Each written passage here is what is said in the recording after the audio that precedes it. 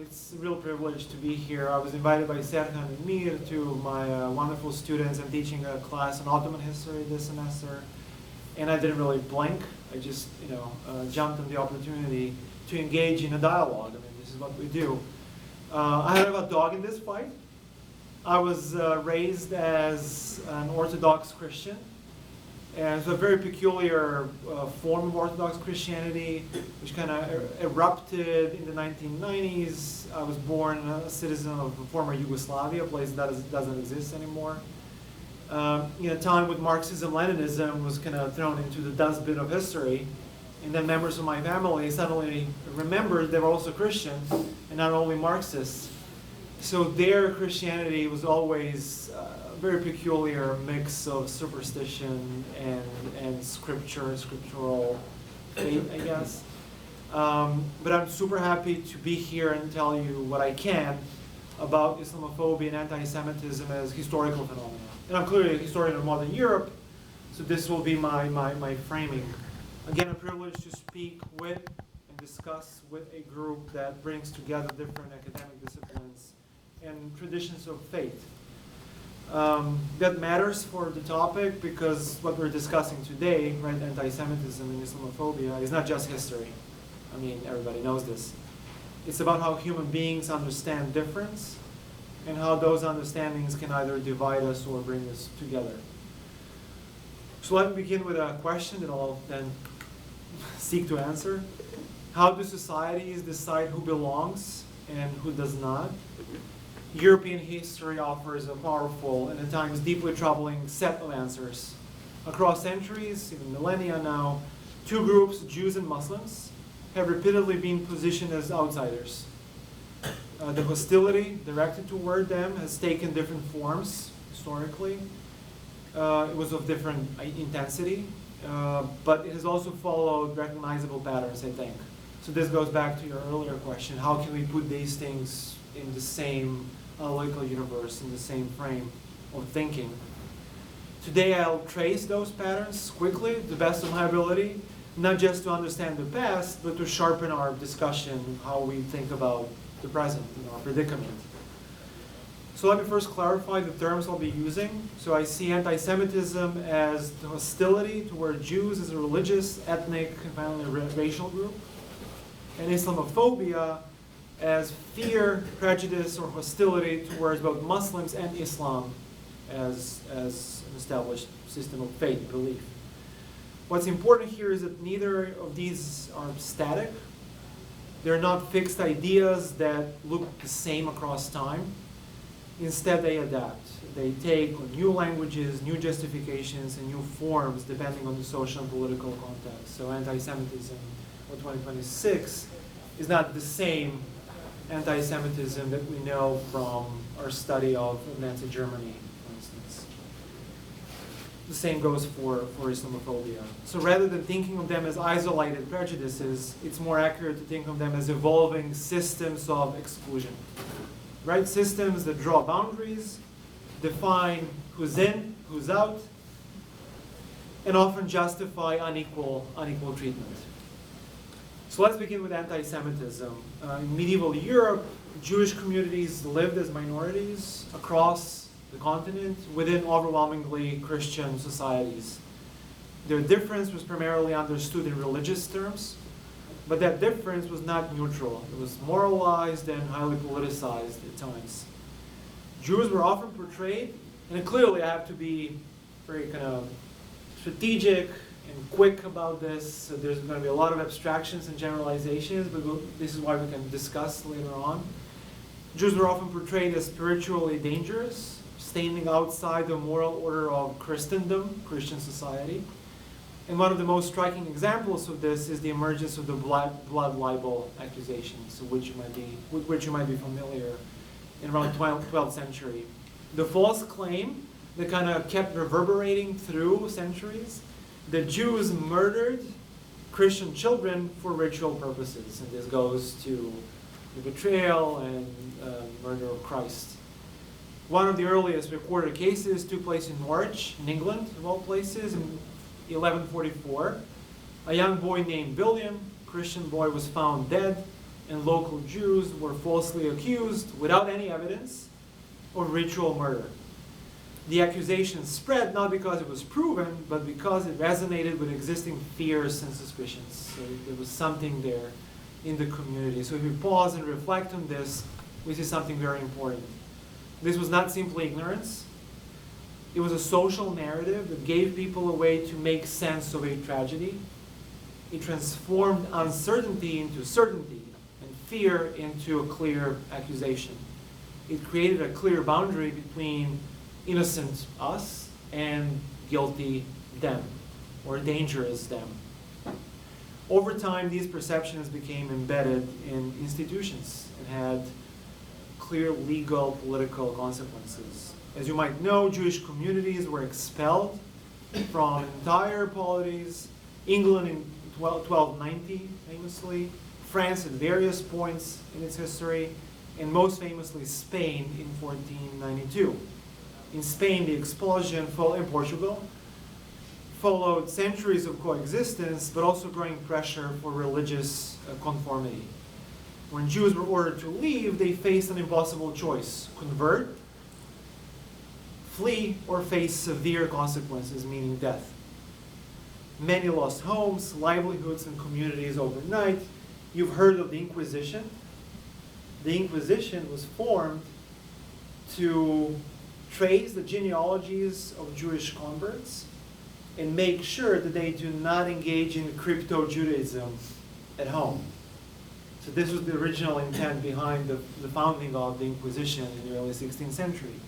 And even conversos, Jews who decided to convert and stay in Spain and Portugal, for decades and centuries faced these pressures to conform and to prove their loyalty not only to the political system, but also to the majority, or the hegemonic fate, the order of belief. At the same time, in cities like Venice, Italy, present-day Italy, Jews were confined to segregated districts, what came to be known as ghettos. The word ghetto comes from the Venetian word for door, a gate. It was barred at night, barred shut at night to prevent Venetian Jews from mingling with the rest of the population in Venice. So these spaces were physically enclosed and socially restricted. So this marks a significant shift. Exclusion is no longer just an idea, it becomes spatial and legal. So from a political perspective, this is what we can see as the institutionalization of otherness. And from a human perspective, it is the experience of being permanently marked as being on the outside. This is not to say that anti-Semitic sentiments were the only mode of coexistence. European history has seen long periods of peaceful and tolerant coexistence, periods in which Jews were to larger or lesser extent integrated in the socioeconomic lives of majority societies. But there's also an economic dimension to this history, because Jews were restricted legally from owning land in most European polities, or joining many guilds, or engaging in a lot of professions. So the free professions were closed for European Jews until the 19th century. They could not serve as doctors, lawyers, professors, right? They were often pushed into very specific occupations because the majority hegemonic society wanted to exploit and mobilize their diasporic networks. So this is where this link between money lending and commercial activity and Jewishness comes from. It's really an effect of exclusion. This made Jews economically visible and sometimes economically resented, especially in times of economic crises. During times of crises, when debts accumulated or economies faltered, Jewish communities were often blamed, again, with very little evidence. Rulers could cancel debts or seize property by targeting Jewish lenders, turning prejudice into financial advantage. So we see a recurring pattern. Structural constraints produce certain roles, and those roles are then used to justify re-stigmatization. kind of a closed cycle of exclusion and sadly at times violence. By the 19th century, however, we have a fork in the road. We have at the same time efforts to emancipate Jews, to equalize their civil and political rights, which is one of the legacies of the French Revolution. So you might know that Karl Marx's father was a convert from Judaism to Christianity. He had converted because he wanted to practice as a lawyer. However, by the mid and second half of the 19th century, Jews in Germanic polities are allowed finally to engage in the free professions, and boys are allowed to enroll in universities. So there is this kind of emancipatory, liberating push. However, there's also a rise of racialized theories about difference.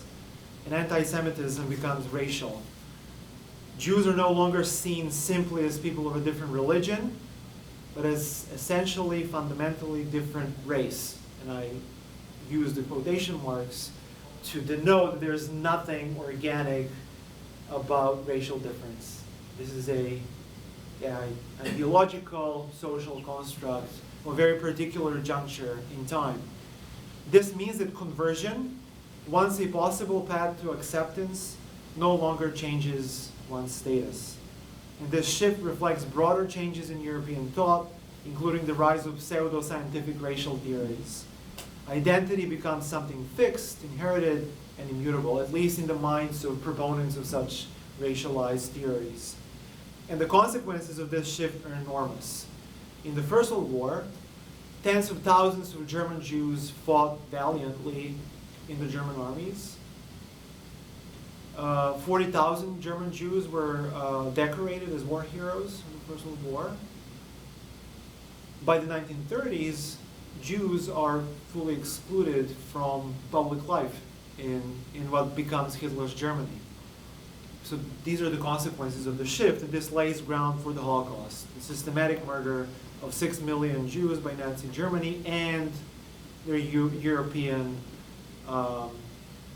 collaborators, because now we know that Holocaust was not a purely German affair. It was a pan-European historical phenomenon made possible by a revoltingly broad cooperation of non-German Europeans.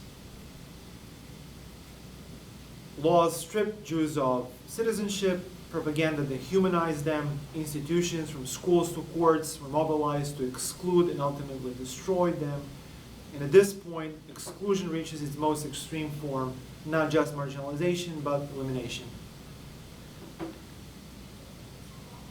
Now let's turn to Islamophobia, and this was just a really brief overview of anti-Semitism, and clearly we'll probe these twists and turns in our discussion. The roots of Islamophobia in European history are closely tied to encounters, usually geopolitical rivalries, often violent ones, between Christian polities, Christian Europe, whatever Europe is, and Muslim societies.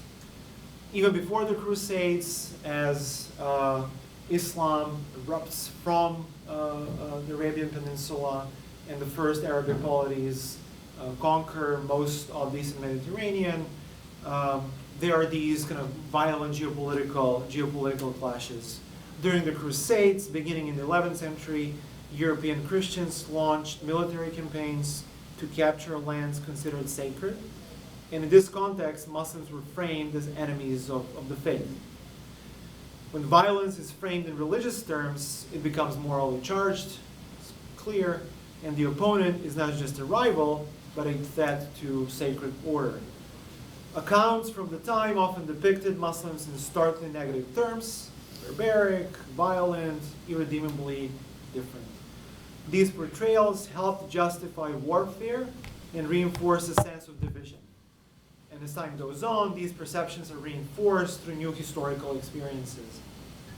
The expansion of the Ottoman Empire into Southeastern Europe heightened fears of invasion and loss. Events like the Siege of Vienna or sieges of Vienna in the 16th and late 17th centuries became deeply symbolic and remembered not only as military confrontations, but as moments when Europe itself seemed under threat. So these memories kind of shaped cultural narratives for generations. Again, this is not to say that there were no spaces in European intellectual frameworks for positive portrayals of Islam and Islamic polities. There were. However, by and large, stereotypical and negative portrayals prevailed. Muslims came to be portrayed not only as military adversaries, but as civilizational outsiders, people who did not belong within the imagined boundaries of Europe.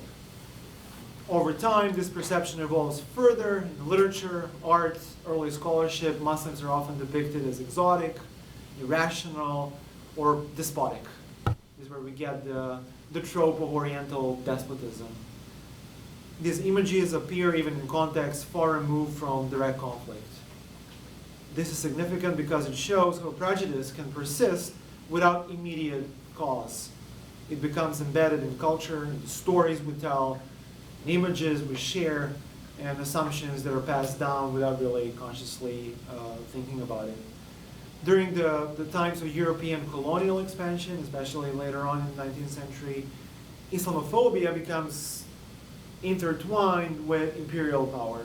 European empires, think of the British in the Indian subcontinent, or the French in Algeria, expand into regions with large Muslim populations, including North Africa, the Middle East, parts of Asia, and governing these regions required justification, a legitimizing tool. And that justification often took the form of cultural hierarchy. It's a vision of the world in which white Christians are placed on the top and have a burden, responsibility to raise everybody else's boats kind of historically and take them into this kind of civilizational future. Muslim societies were portrayed as backwards, stagnant, or incapable of self-rule. European control was framed as necessary, even benevolent. From a critical perspective, we can see that these narratives were not neutral observations. They were tools of power. They shaped how knowledge about the Muslim world was produced, even though I shouldn't use the phrase Muslim world because there's no such thing. There's no such thing as Islam, as we all know. There's many Islams and many corners of the Muslim world. These images shaped how knowledge was produced, how history was written, how cultures were described, and how differences were evaluated. So let's step back and look at these two histories side by side. I think certain patterns, this is what I started with, become very clear. There's a process of othering here. Both Jews and Muslims are defined not simply as different, but at times, in certain discourses, as fundamentally incompatible with the dominant society.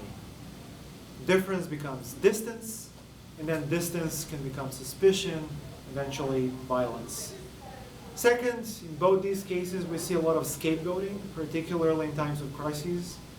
When societies feel uncertain, whether economic, political, or social upheaval is present, they often look for simple explanations. Minority groups become convenient targets. Third, these prejudices are remarkably adaptable.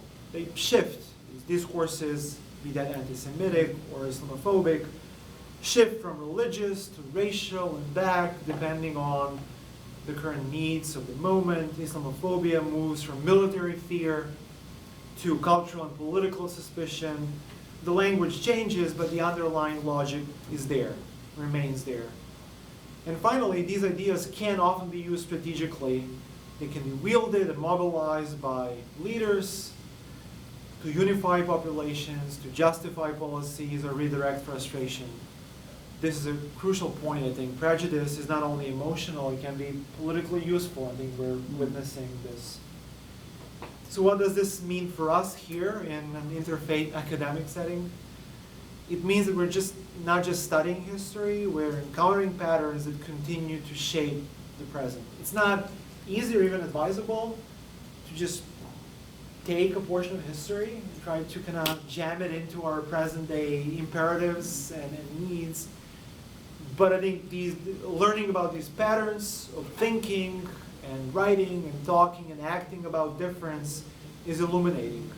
Echoes of these ideas can still be found today, and I have to tell you this, in conspiracy theories of all sorts, in suspicion toward minority communities, and in debates about identity and belonging. But being in an interfaith space also creates a different possibility. Because if history shows us how religious and cultural difference has been used to divide, it also opens the question of how those same differences can become sources of understanding, right? And different disciplines are here to be used as different tools. History can provide kind of this temporal depth. Sociology helps us understand group dynamics. Religious studies also point to or invite us to reflect on moral responsibility, perhaps. Political science talks about power. So together, our different perspectives, our expertises, I guess, allow us to see things more clearly and perhaps to respond more thoughtfully. So I'll end where I began. How do societies decide who belongs? History suggests that belonging is often defined through exclusion, through drawing lines, naming outsiders, and reinforcing difference. But history also shows that those lines of belonging are constructed. They're not permanent. Like we can push against them, and we can reframe them. They're shaped by our decisions, right? Fears, uncertainties, and interests. And if they are constructed, they can be challenged. Understanding anti-Semitism and Islamophobia then is not only about the past, it is about recognizing how fear is shaped and shapes our lives, how it is sustained.